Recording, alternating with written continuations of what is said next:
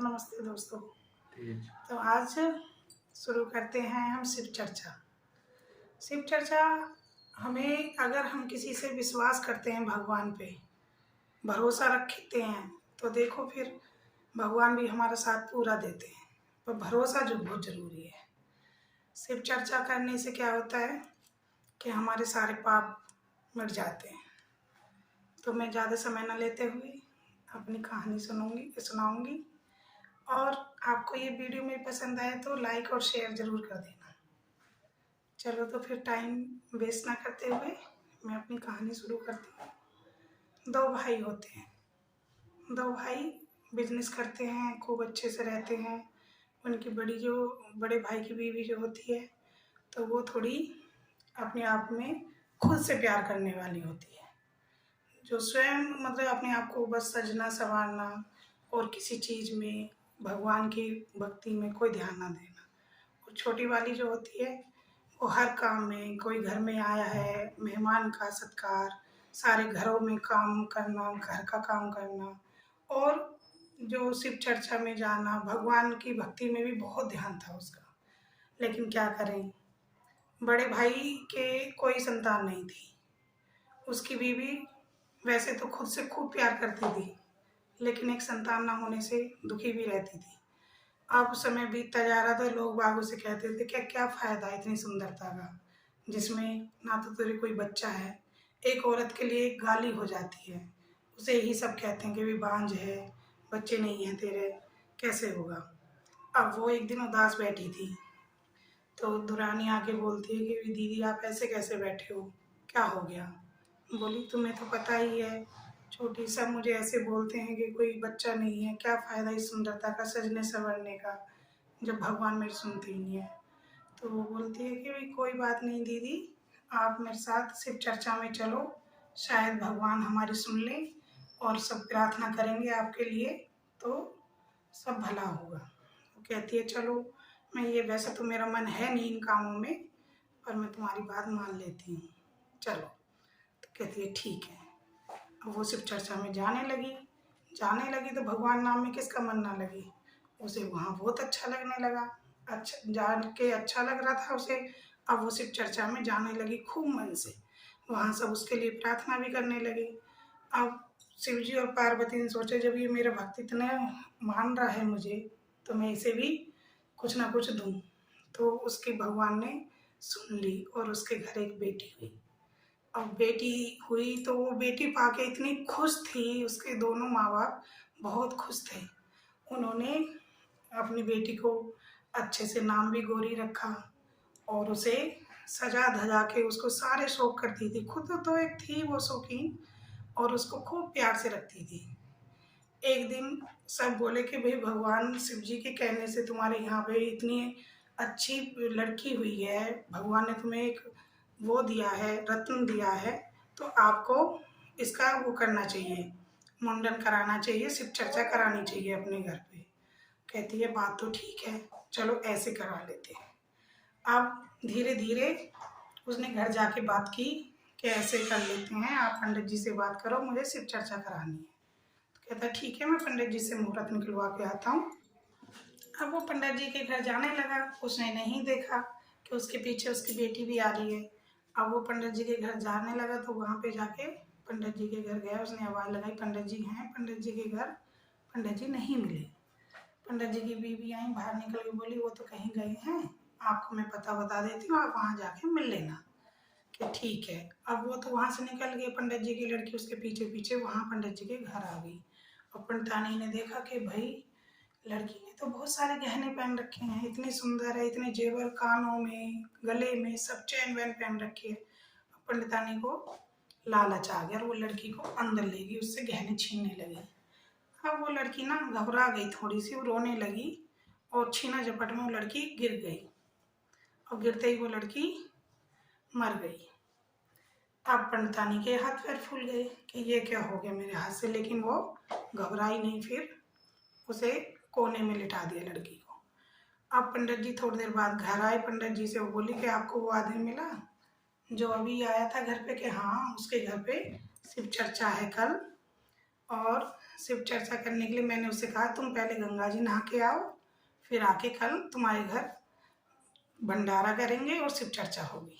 कहता चलो ठीक।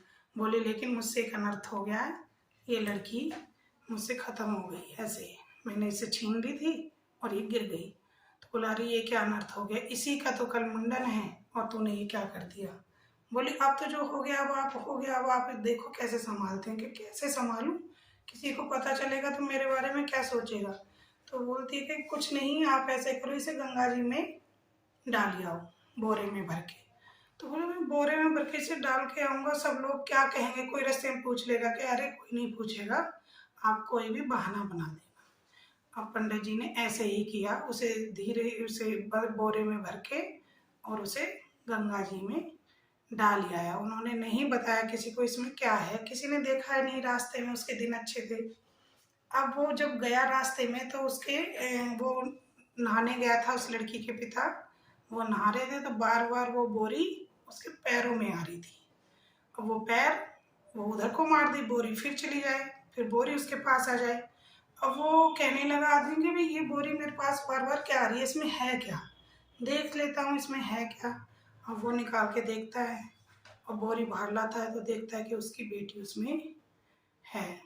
अब वो रोने लगा बहुत कि मेरी बेटी को किसने मार दिया, क्या कर दिया। अब वो उसको अपनी बेटी को कंधे से लगा के घर ले आया।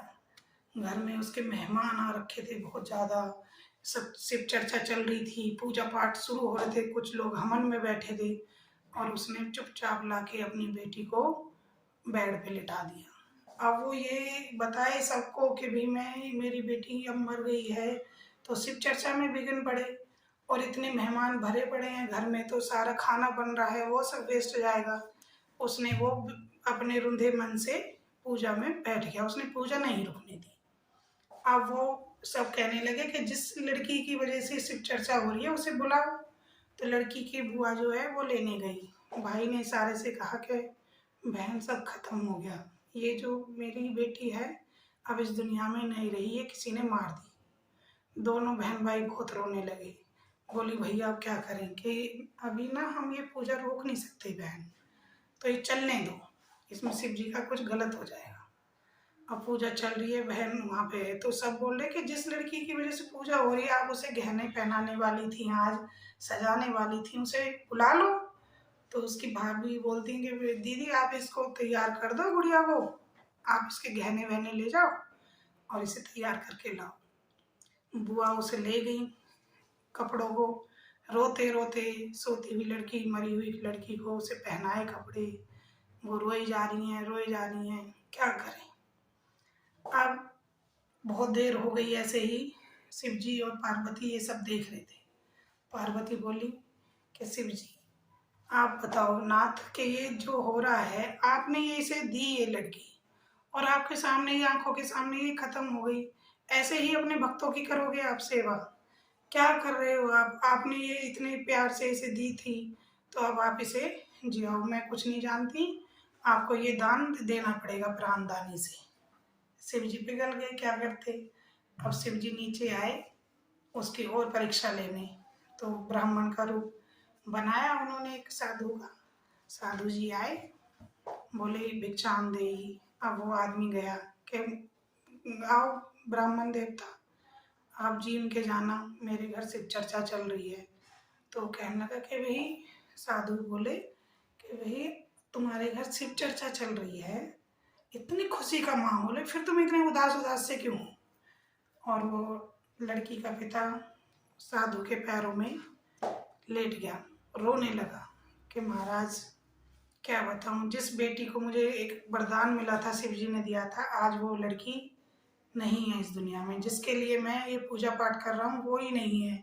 अब मैं अपनी बीवी को कैसे बताऊं कि जिसके लिए तो इतनी खुश हो रही है वो है नहीं आज इस दुनिया में।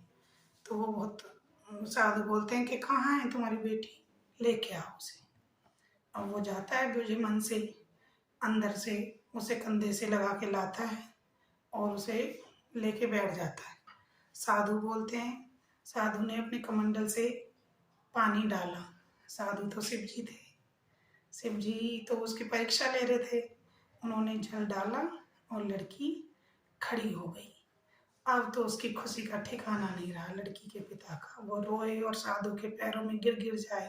बोले, साधु महाराज, आपने मेरी बेटी की जान बचा ली, हमारे पूरे परिवार की जान बचा ली। आप खाना खा के जाओ, आप जो मांगेंगे वो दे देंगे। कि नहीं, ये बेटी आपकी है और सदा इस पे भगवान जी की कृपा बनी रहेगी।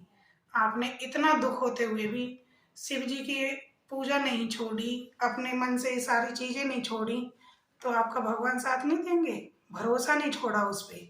नहीं तो जिसके घर में मौत हुई है वो आदमी रोए ना, पूजा तो क्या बड़े बड़े चीज़ों को छोड़ देता है, और तुमने थोड़ा अपना धैर्य नहीं छोड़ा। तो ये शिव जी की जो आपने रखी है भरोसा, वो तो बहुत बड़ा है। तो वो एकदम शिव जी भगवान जी की जय बोलता है।